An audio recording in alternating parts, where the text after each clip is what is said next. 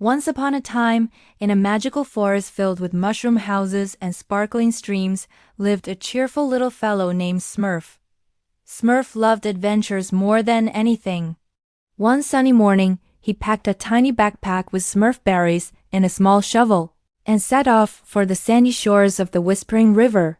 He had heard tales of magnificent sandcastles, and today he was determined to build one of his own.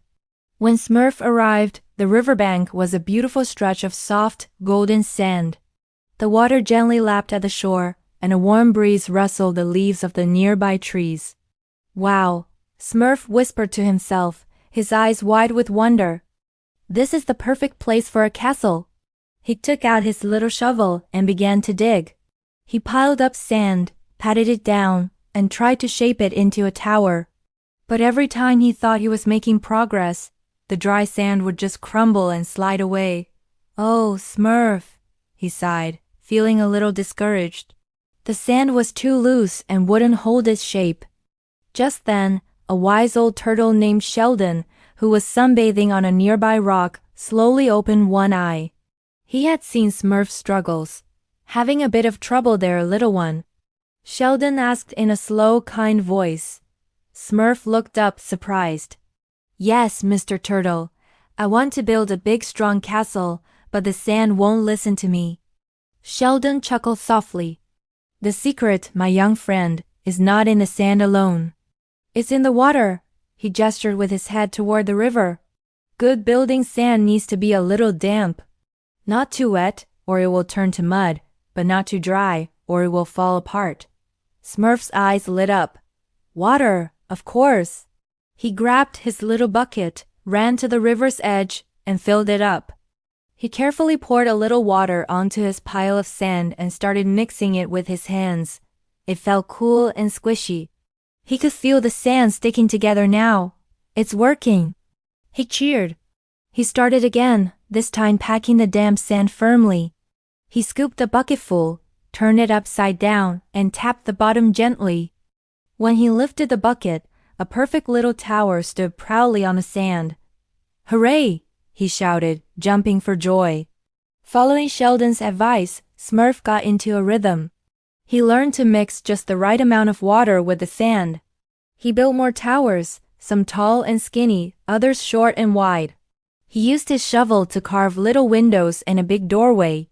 He even dug a moat around his castle, a winding trench in the sand. Then he had a brilliant idea. He ran back to the river and filled his bucket again, and very carefully he poured water into the moat. It looked just like a real castle surrounded by a river. As he worked, other forest creatures came to watch. A family of squirrels chattered excitedly from a branch above, and a few curious bunnies hopped closer, their noses twitching. They were all amazed by the magnificent structure rising from the sand. Smurf felt very proud. He wasn't just building with sand. He was building with patience and a little bit of wisdom he had learned. He used a smooth, flat stone to flatten the tops of his walls, making them look strong and sturdy. For the final touch, he found a beautiful, bright red feather that had fallen from a passing bird and placed it on top of the tallest tower like a royal flag. His castle was complete. It had 4 towers, strong walls, a grand entrance, and a moat filled with sparkling water. It was the most beautiful sandcastle he had ever seen. Sheldon the turtle gave him a slow, approving nod. "You see, little Smurf," he said. "Sometimes, the biggest challenges just need a little bit of new knowledge."